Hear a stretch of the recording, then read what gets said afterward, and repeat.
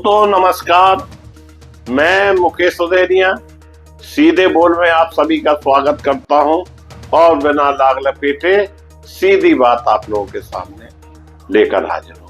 दोस्तों, Haryana Punjab high court में पुनः वोटों की गिनती क्या देश के लिए नजीर बनेगी या फिर हरियाणा में बदलेंगे समीकरण। और जो वोट चोर गद्दी छोड़ का नारा दिया जा रहा है, क्या वास्तविकता में देश के अंदर लोकतंत्र खत्म हो गया है और वोट चुराकर चुनाव जीते जा रहे हैं?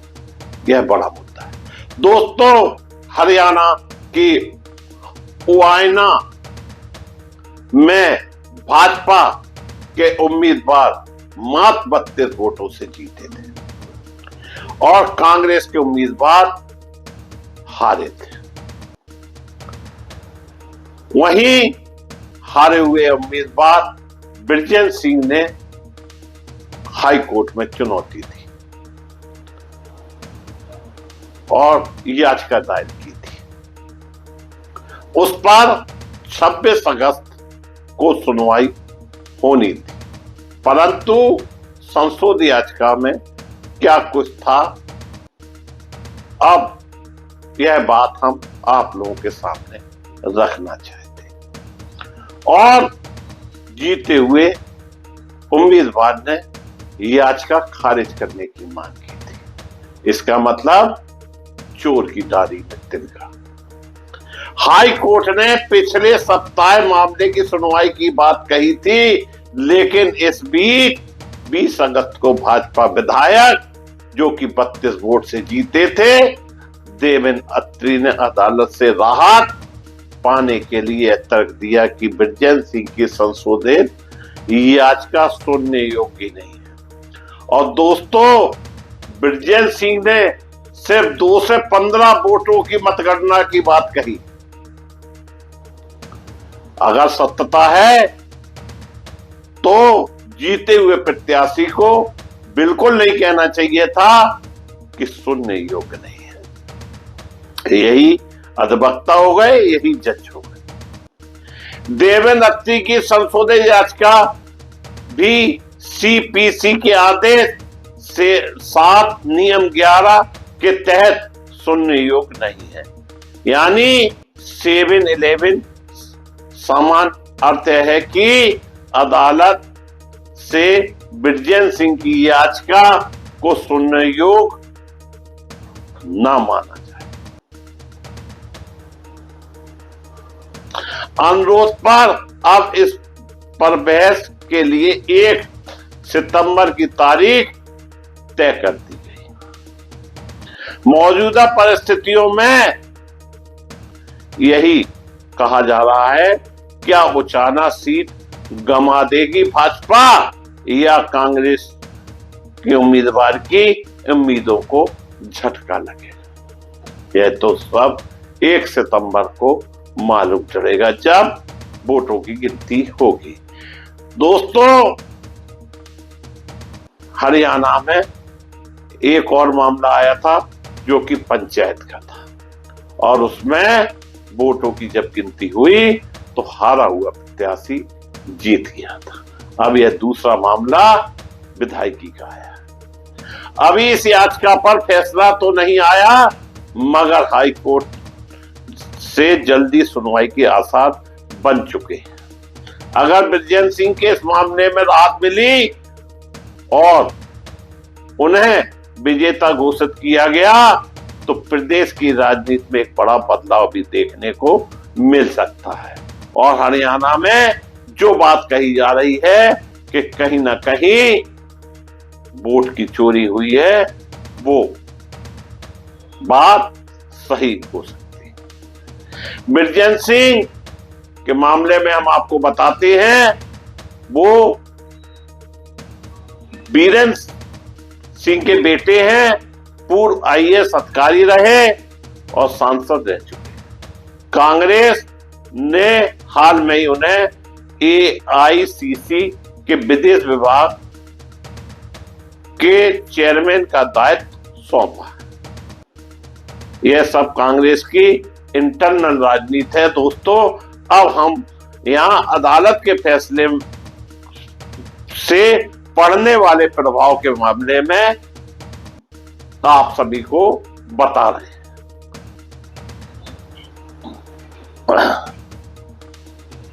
ब्रिजेश सिंह की याचिका पर सुनवाई की बात करते हैं। मीडिया में इस पर काफी कुछ आ चुका है, चर्चाएं चल रही हैं, चर्चाएं चलती हैं, लेकिन इस पर थोड़ा और गहराई में जाने की जरूरत है। जब बीते सप्ताह Punjab and Haryana high court में ब्रिजेश सिंह के इलेक्शन पिटीशन पर सुनवाई हुई, तब विधायक देवेंद्र अत्री की ओर से अदालत में पेश हुए सीनियर एडवोकेट सत्यपाल जैन ने तारीख मांगी, लेकिन हाई कोर्ट ने इस मांग को स्वीकार नहीं किया। इसके बाद 28 अगस्त की तारीख मांगी गई, लेकिन हाई कोर्ट ने इसे भी अस्वीकार कर दिया दोस्तों। इसके बाद 26 अगस्त की तारीख दी गई। इसके अलावा हाई कोर्ट ने के वकील को सबसे बड़ी बात यह कही कि इस केस को प्रायोरिटी पर रखा जाए और इसमें बेवजह देरी के तौर तरीके ना अपनाए जाए। मीडिया रिपोर्ट्स के अनुसार हाई कोर्ट में कहा था कि यह पिटीशन इतिहास की सबसे जल्दी डिसाइड होने वाली इलेक्शन पिटीशन होगी। जब भी तारीख दी जाए तो अपने सारे काम निरस्त करके भी आना पड़े तो आए और याचिका पर प्रतिदिन सुनवाई की जा सके। उत्थाना सीट पर भाजपा उम्मीदवार देवेंद्र अत्री मात्र 32 वोटों से जीते थे दोस्तों। बीते 2025 में ब्रिजेश सिंह ने हाई कोर्ट में याचिका दायर की और यह तर्क दिया कि अगर रिजेक्ट वोटरों का अंतर हार जीत के अंतर से अधिक हो तो गिनती खत्म होने के बाद उन सभी रिजेक्ट वोटों की दोबारा जांच की जानी चाहिए, लेकिन रिटायरिंग अधिकारी ने मौके पर ऐसा नहीं किया दोस्तों। वायना में भाजपा के देवेंद्र अत्री को 48,968 और दूसरे नंबर पर रहे कांग्रेस उम्मीदवार ब्रिजेश सिंह को 48,936 वोट मिले थे।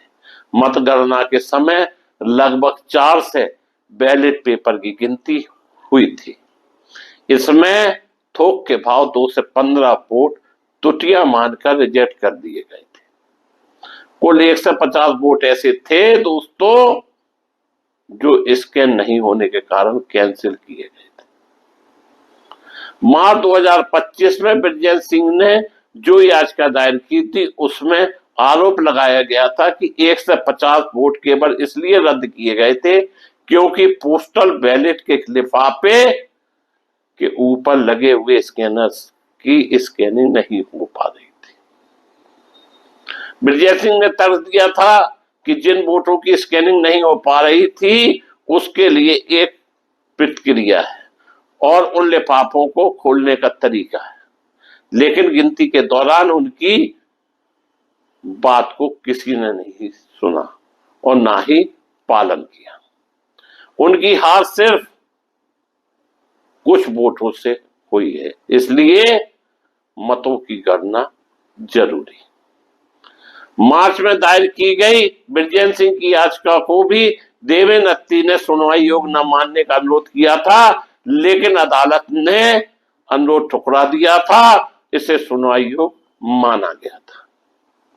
इस बीच सुनवाई के दौरान ब्रिजेश सिंह ने संशोधित याचिका दायर करने की मांग की थी, जिसे हाई कोर्ट ने स्वीकार कर लिया था। दोस्तों, ब्रिजेश सिंह की ओर से कहा गया कि केवल 2 से 15 मतों को गलत ढंग से रिजेक्ट करने को लेकर ही संतुष्ट होना चाहता। ज्यादा लफड़े में नहीं पड़ रहे वो, वो कह रहे हैं हमारे 2 से 15 मतों की गिनती हो जाए, उसी से हम संतुष्ट हो जाएंगे, हम वास्तविक रूप से जीते हैं या हारे। केवल इसी बिंदु पर अपनी याचिका को आगे बढ़ाना चाहते हैं।